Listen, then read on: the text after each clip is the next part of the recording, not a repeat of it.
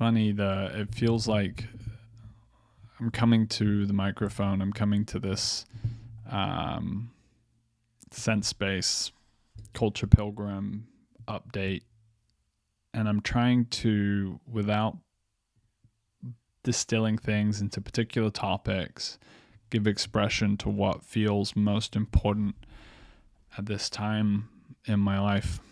And what I'm coming to feels more like a state rather than a topic or a content. It's a experience of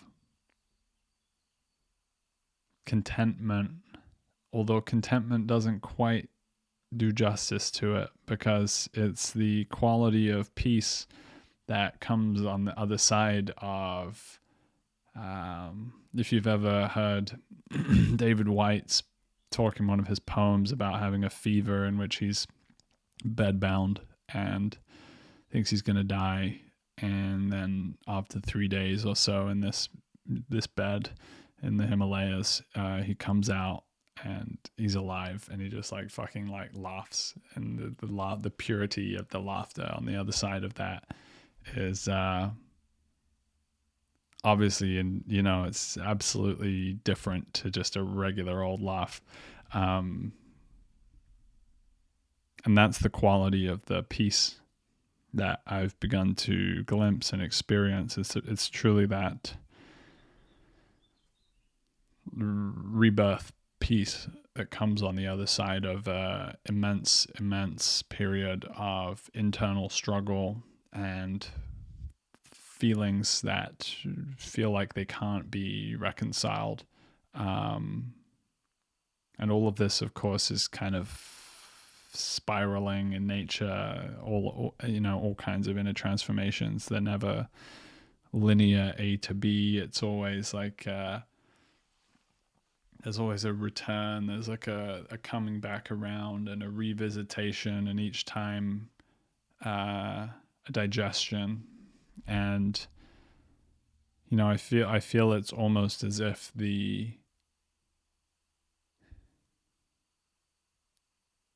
in some sense, what I lost was a future that I was invested in. And when that happens to you, it's like a branch, like a whole branching structure of a tree is like cut off, but it's still there. It has to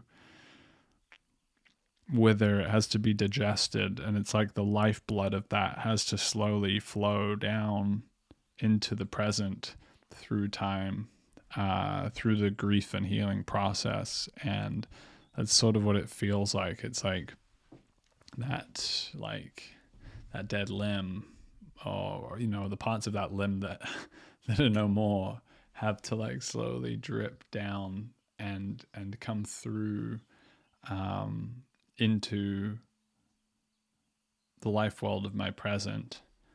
And there's a dying into of that, like a dying into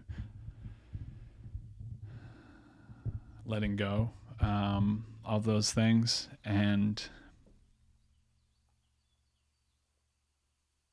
the music has been absolutely profound in this respect of just feeling that arrival into a new world for myself.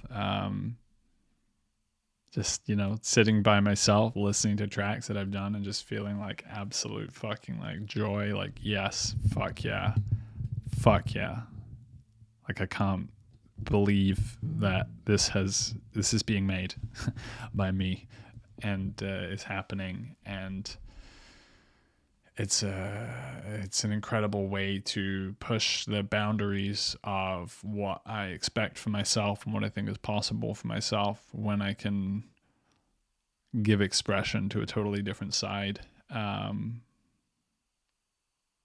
or break into a new genre that I felt like, who am I to get involved in this genre? But there you go.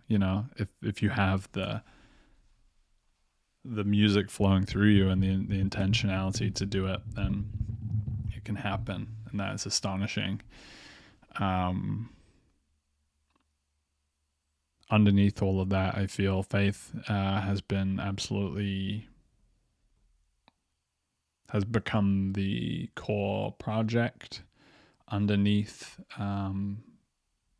Culturepilgrim, underneath Sense Space, underneath the continuity of moments and experiences that make up my life, is a relationship to the whole that is greater than all of those experiences. And one of the wonderful, profound things about the Christ component of this is that relationship becomes personally instantiated. And as human beings,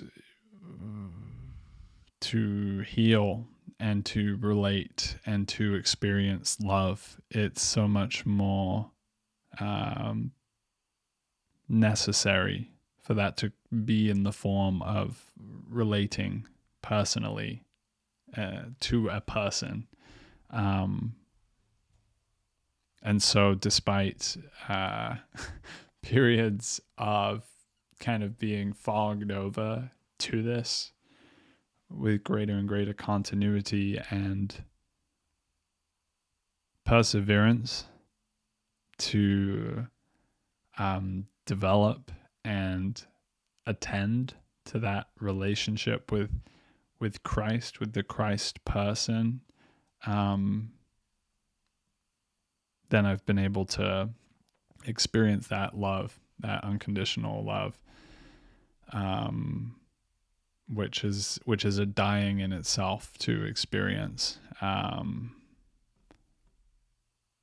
It's like, sometimes in life you get relationships, you're blessed with relationships with people that are healing in nature, that you receive a steady flow of love from somebody that you just are like, oh my God, like, is it, surely it's going to stop. And no, it just keeps coming. You keep receiving that love. And as you receive it, like the self that can't hold that, or the self that thinks you don't deserve to receive that, or all of those things, like that has to kind of die. And that part is devastated by the experience of receiving that love. And that's what it's been like for me in the most meaningful experiences of prayer over the course of the last 6 or 9 months. And, I've been doing this series, Wrestling with Christianity, and there's plenty to be wrestled with.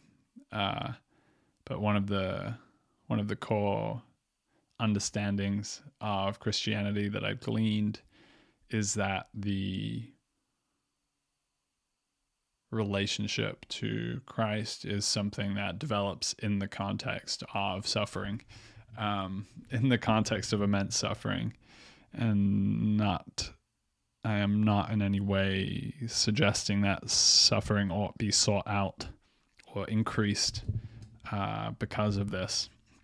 But as an experiential reality, I don't think I would have had that experience, that metaphysical encounter of that love, if I wasn't desperately in need of it and feeling like I was wounded in a way that would never be healed. And so I'm immensely thankful for all of this. And as I said, it's quite difficult to put into words the feeling that is flowing through my life in this season. And I suppose it's not really a singular feeling. It's It's, it's like a large painting with a multiplicity of parts in it. There's the joy that I described. There's the quiet contentment, the relief of the fever having broken. There's the underlying growing continuity of connection with God. And I notice, I'm still there's a reluctance or a tentativity around that word whenever I say it. I always feel like, the person I'm expressing it to is going to be like, you can't do that. So I'm always very tentative when I use the word God. Perhaps because that word has, been associated with lots of trauma and violence and so on. But with that, there's also been intensity and a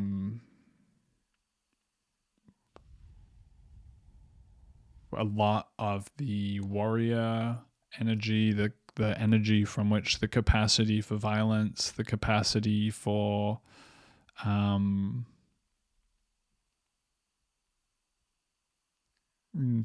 competition, so like the masculine certitude, has also been something that's been born out of this these past 2 seasons, and the wounds that I've been journeying with have actually been like waking up aspects of my masculinity that were frankly asleep.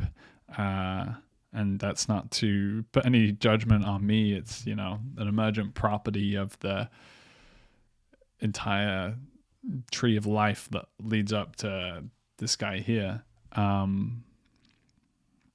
But in any case, I'm finding it very interesting to hold and not reconcile, like how does the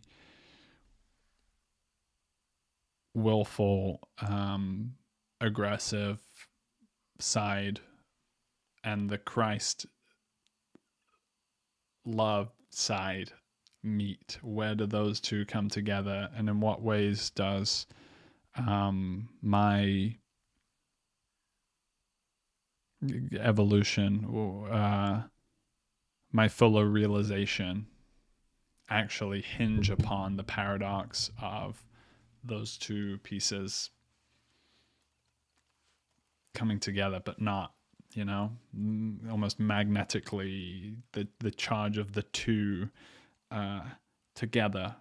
And that feels like the edge that I'm trying to, and hopefully successfully, walking in this musical journey with Culturepilgrim, with these rhymes to sublate, to channel those energies whilst holding it consciously and infusing it with consciousness at the same time. And that feels like that's the tip of the spear. That's kind of like the whole that's the alchemist's instrument that I'm trying to create at this time as well. And I think that's probably a pretty good place to leave the summary for today. And if you've been watching this, then you're probably a good friend. So thanks for listening, and